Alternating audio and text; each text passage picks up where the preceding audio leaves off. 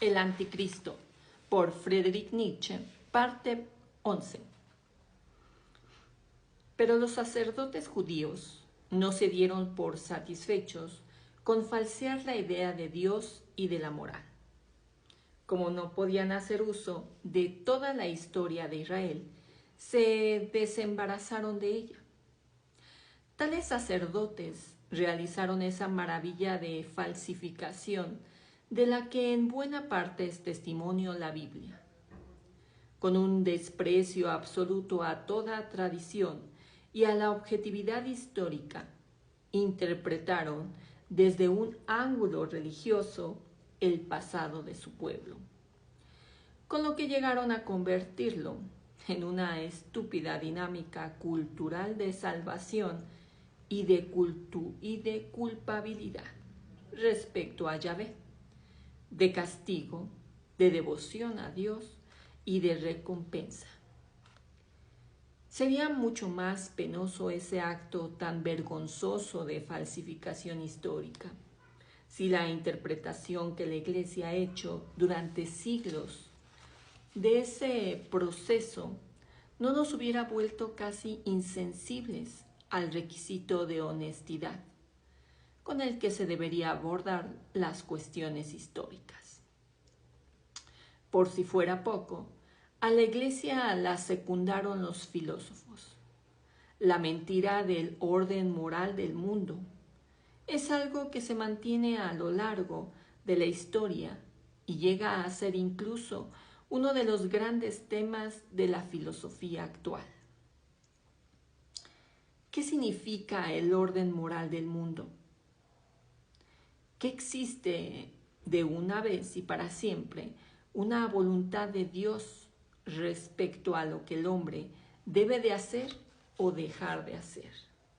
Que el valor de un pueblo, de un individuo, se mide en función de su mayor o menor obediencia a la voluntad de Dios. Que en los destinos de un pueblo o de un individuo, la voluntad de Dios resulta decisiva, es decir, que el criterio para medir el premio y el castigo es precisamente el grado de obediencia de las personas. Frente a esa vergonzosa mentira, la realidad afirma su verdad, haciendo ver que ese tipo de parásito que es el sacerdote, el cual únicamente prospera a costa de las formas más sanas de la vida, comete un abuso utilizando el nombre de Dios. Él llama reino de Dios a una situación en la que es precisamente el mismo, el sacerdote, quien determina el valor de las cosas. Llama voluntad de Dios a los medios que utilizan para alcanzar o conservar el estado de cosas establecido. Juzga a los pueblos y a los individuos con frío cinismo, tomando como medida el grado en que han favorecido o perjudicado la supremacía que los propios sacerdotes se han adjudicado. Pero veamos, ¿cuál fue su desempeño?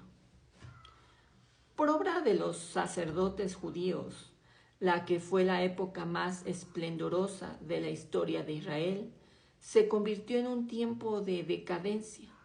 El exilio, con toda su carga de infortunio, pasó a ser un castigo eterno, como una compensación por la época anterior de bienestar, es decir, por una época en la que el sacerdote no representaba todavía una forma de poder. Pero finalmente, los sacerdotes lograron hacer de las figuras más importantes y más independientes de la historia de Israel miserables mojigatos, beaturrones o ateos. Todo ello porque así convenía a sus intereses.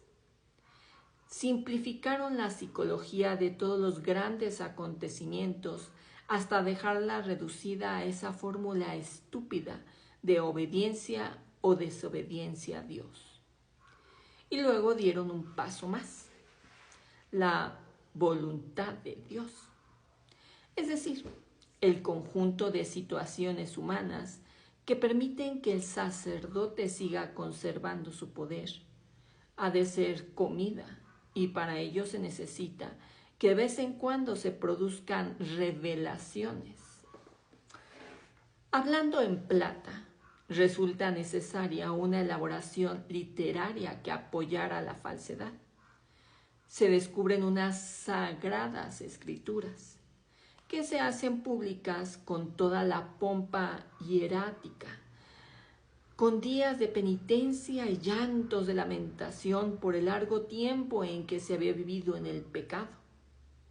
Pues resulta que la voluntad de Dios había quedado determinada desde mucho tiempo atrás, y toda la desgracia del pueblo se debía al hecho de haber vuelto la espalda a las sagradas escrituras. Así que la voluntad de Dios se había revelado ya a Moisés. ¿Qué es lo que pasó realmente? Que el sacerdote formuló de una vez para siempre qué era lo que quería tener, cuál era la voluntad de Dios.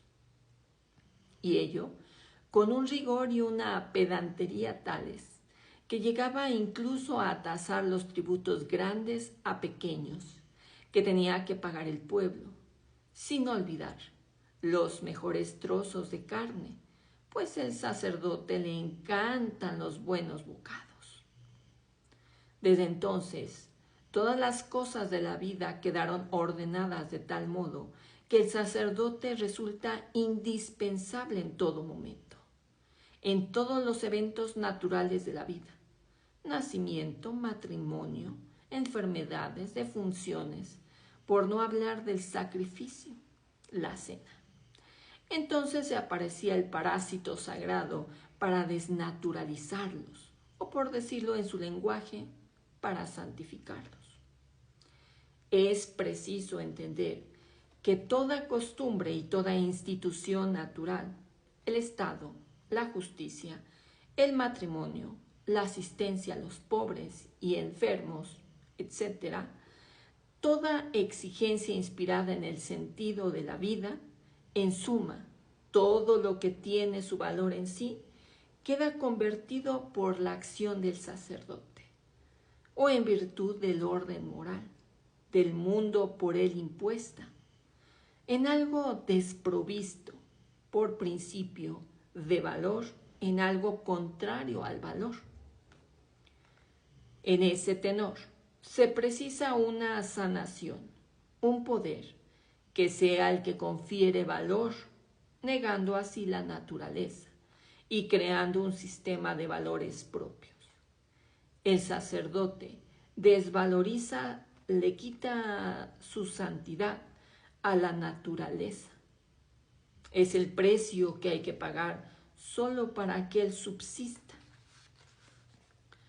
La desobediencia de Dios, es decir, al sacerdote, a la ley, recibe el nombre de pecado. Las formas de volver a reconciliarse con Dios serán, como es evidente, los medios que garantizan de un modo más radical aún la sumisión a los sacerdotes. El sacerdote es el único que goza del poder de redimir. Considerando esto desde un ángulo psicológico, los pecados son algo indispensables en toda sociedad, organizada a la manera sacerdotal. Vive gracias a los pecados. El sacerdote necesita que la gente cometa pecados. El sacerdote necesita que la gente cometa pecados. El axioma fundamental de su ideología es: Dios perdona a quien hace penitencia, o por decirlo con claridad, a quien se somete al sacerdote.